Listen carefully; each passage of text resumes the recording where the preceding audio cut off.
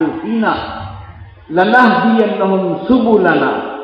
وإن اللہ لمع المحسنین۔ جو ہم کو پانے کے لیے جد و جہد کرے، محنت کرے، کوشش کرے،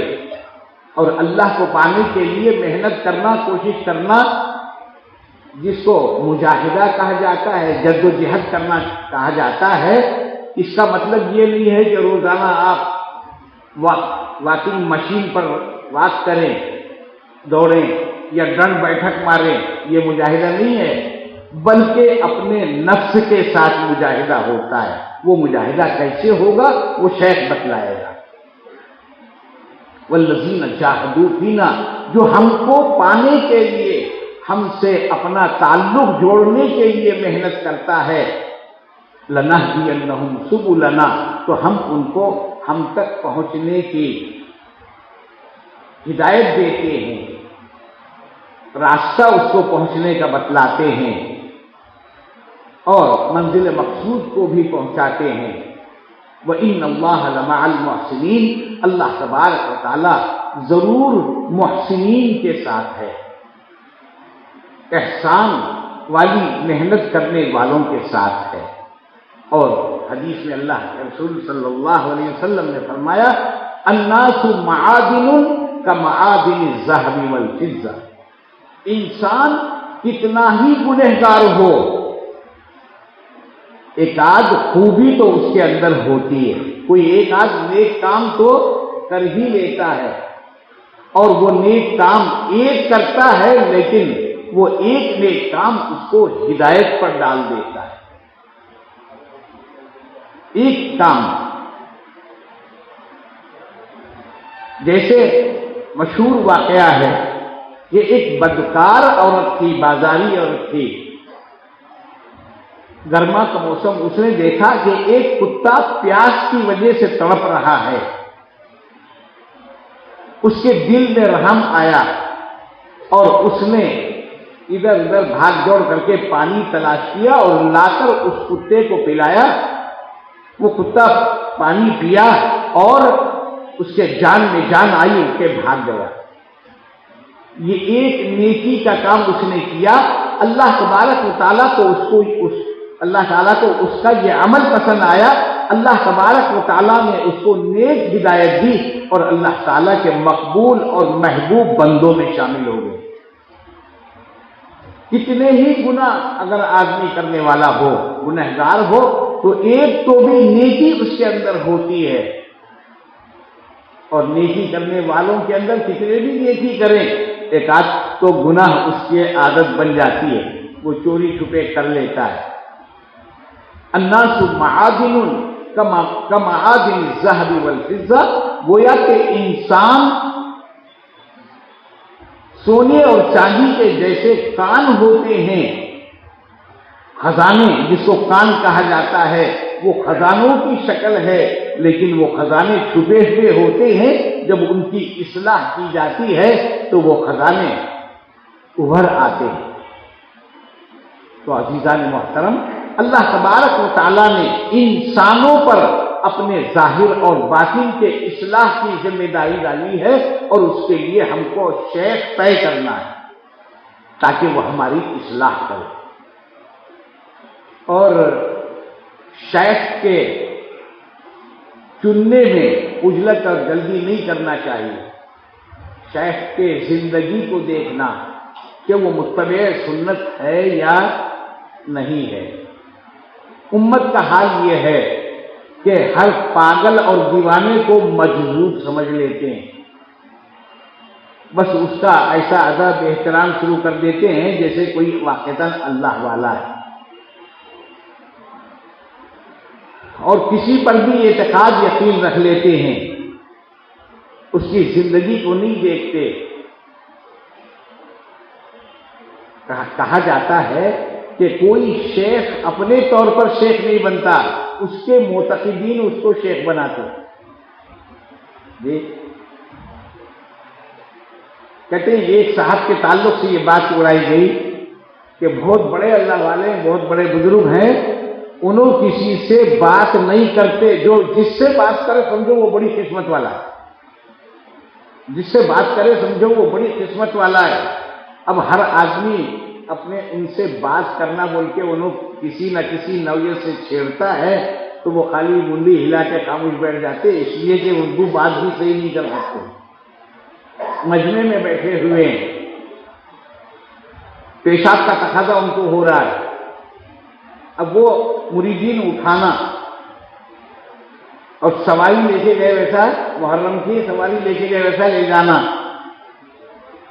تو انہوں پیشاب جانا چاہ رہے ہیں تو بیٹھے بیٹھے بول رہے ہیں میں مجھتا ہوں، کیا بول رہے میں مجھتا ہوں، تو وہ قریب رہنے والے جو مرشد نہیں ہے اس کو جو مرشد بناتے ہیں، ویسے لوگ قریب بیٹھے والے بول رہے ہیں بھائیو بزرگوں دوستوں سنو، شیخ فرما رہے ہیں موتو قبل ان تموتو، انہوں غصے میں آ کے بول رہے میں مجھتا ہوں، پیشاب کو جانا ہے، تو سنا اپنے حضرت فرما رہے موتو قبل ان تموتو، مرنے سے پہلے مر جاؤ، یعنی اپنی خواہشات کو دفن کرو، اللہ کی مرضیات پر چلو، فنائیت کی کیفیت اپنے اندر پیدا کرو، یہ موتو قبل ان تموتو یہ محاورہ ہے جو صوفیہ کرام کا محاورہ ہے۔ تو اس طریقے سے لوگ اس کو بھی بڑا بنا دیتے ہیں، وہ اپنی جگہ پر کچھ نہیں ہوتا لیکن بہرحال اس کو چڑھا دیتے ہیں۔ تو عزیز دوستو، اپنا مصلح ہر حال میں رکھنا ضروری ہے ہمارے لیے، بغیر مصلح کے ہم اپنے آپ کی صحیح اصلاح نہیں کر سکتے۔ لیکن جیسے علماء نے بھی فرمایا، اہل اللہ حضرات نے بھی فرمایا کہ جلد بازی کر کے ایسے شیوخ سے جو خود ہدایت پر نہیں وہ دوسرے کی ہدایت نہیں کر سکتے، جو خود گمراہ ہیں وہ دوسروں کی صحیح اصلاح نہیں کر سکتے، اس لیے ایسے مربی کا چننا جو آپ کو متبع سنت بنائے، اللہ کے رسول صلی اللہ علیہ وسلم کا متبع بنائے، سچا عاشق بنائے، اللہ کا عاشق بنائے، ایسے شیخ کو اپنا شیخ تسلیم کرنا چاہیے۔ باقی دنیا داروں کے پیچھے پڑھنا وہ مناسب نہیں ہے، آدمی کے صحیح اصلاح نہیں ہو پاتی ہے۔ بہرحال ہر حال میں اپنی اصلاح کرنا، اور یہ سلوک اور تصوف کی لائن میں دھوکے بازی بھی بہت ہے۔ ہر آدمی اپنے آپ کو شیخ بنائے ہوئے ہے، اور اتنا آسان کام ہو گیا ہے۔ حیدرآباد میں ایسے کارخانے کام کر رہے ہیں، اگر آپ اپنے آپ کو چاروں سلسلوں کا بزرگ اور تمام مشہور اللہ والوں کی اولادوں میں سے اپنے آپ کو پیش کرنا چاہتے ہیں تو انہوں شجرا بنا کے دے دیتے ہیں۔ شیخ عبد القادر جیلانی رحمۃ اللہ علیہ کے اولادوں میں سے ہیں بول کے انہوں شجرا بنا کر دے دیتے ہیں۔ اور پھر اس کے بعد خلافت کا مسئلہ، 5,000 روپے میں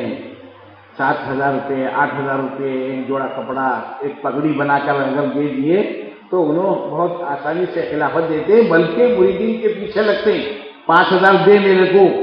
ایک پگڑی بنا ایک جوڑا بنا میں تیرے کو خلافت دیتا ہوں۔ چنانچہ ایک صاحب حیدرآباد میں ایک شیڈ میں کام کرتے تھے، انہوں بیٹھ ہوئے خانخواہ آ کر، اب ان کو مرشد بننے کا بھوت سوار ہو گیا، بار بار آ کے خانخواہ میں میرے سے بولتے رہے، حضرت بولے اب میں اتنے دن ہو گئے بیٹھ ہو کے آپ کے پاس ذکر پابندی سے کر رہا ہوں، اب مجھے آپ خلافت دے دیجیے۔ داڑھی منڈاتے تھے تو وہی پوزیشن میں تھے، بولا ابھی تمہارا ظاہر بھی نہیں بدلا، تم داڑھی بھی نہیں رکھے،